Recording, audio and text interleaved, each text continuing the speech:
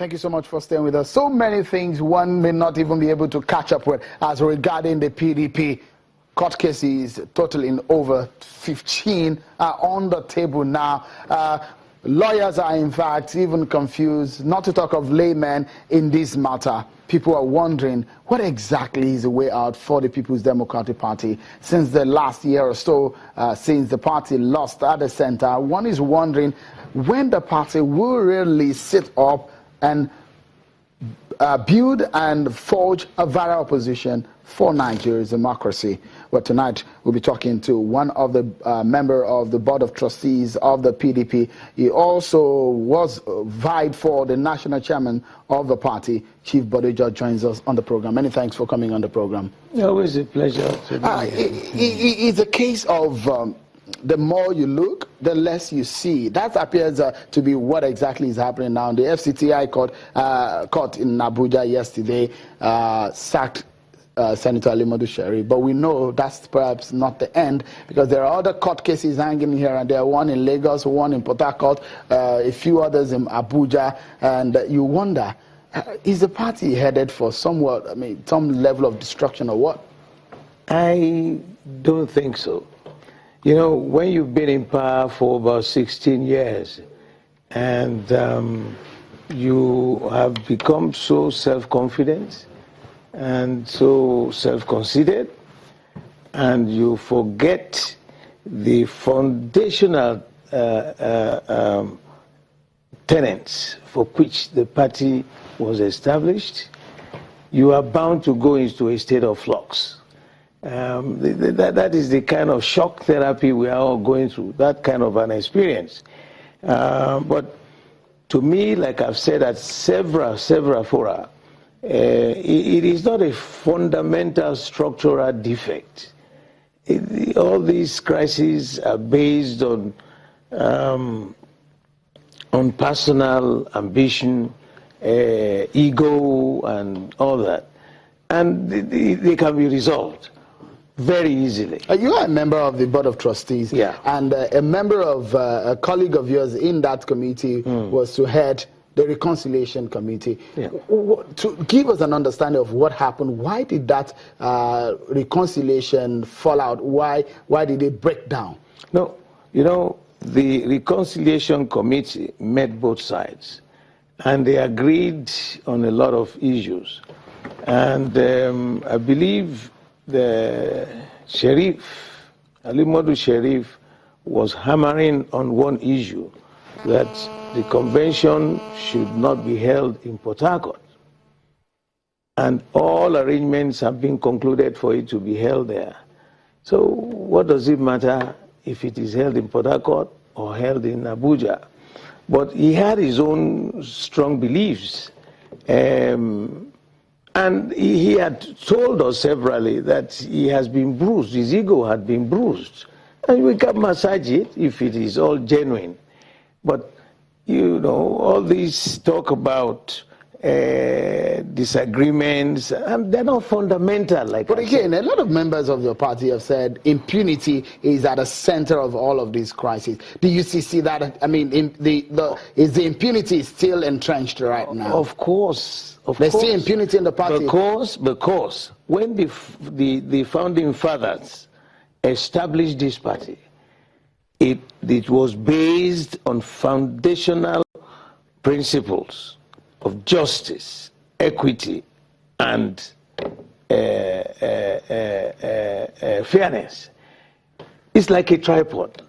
You know, a three-legged body is always a stable platform. Once you remove one, you start to wobble. You remove the second one, the wobbling increases. And then you take the third one, you collapse.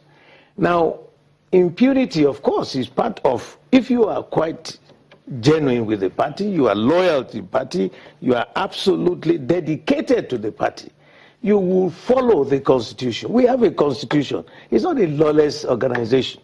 But when people are there looking at their ambition, this blighted ambition, you know, and trying to maneuver, you know, things that are not there, The laws are so clear.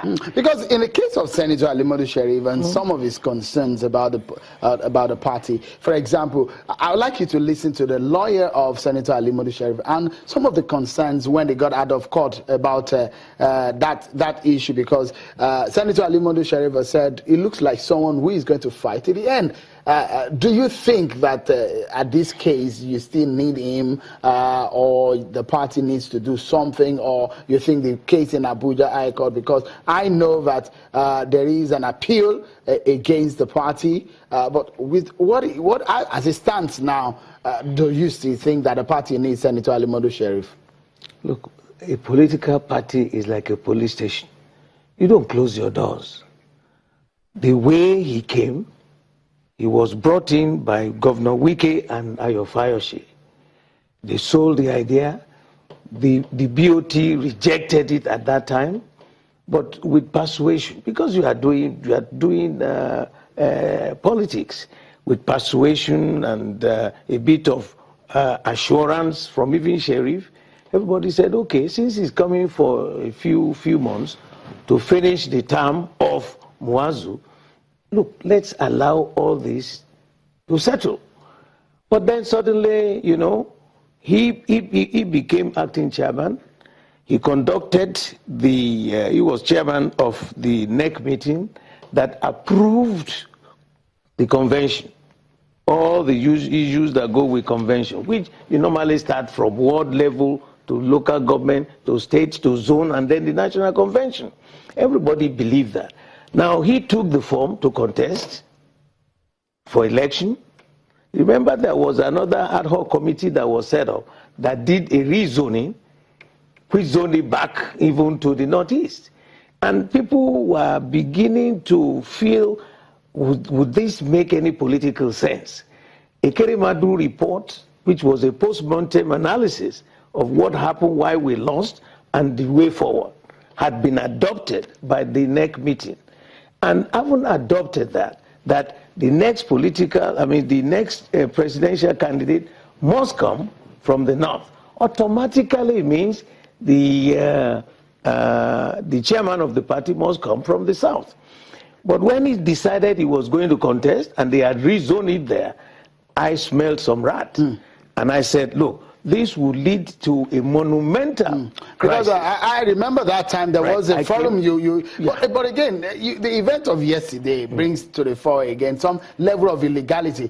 Do you think that the convention yesterday, which of course it looks like an abridged one because again there was a NEC meeting, do you think this is not another illegality? No. Okay. You don't believe so? No, I don't believe so. Let me quickly show you the party's convention. Constitution.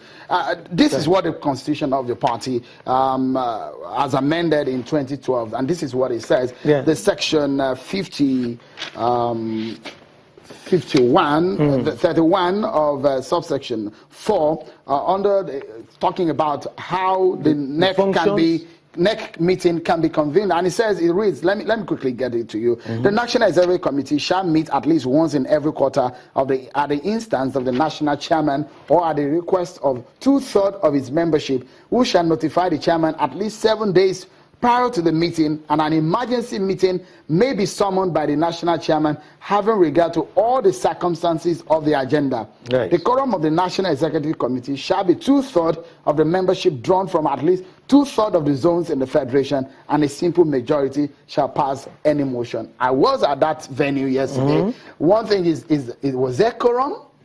Was the notice properly made?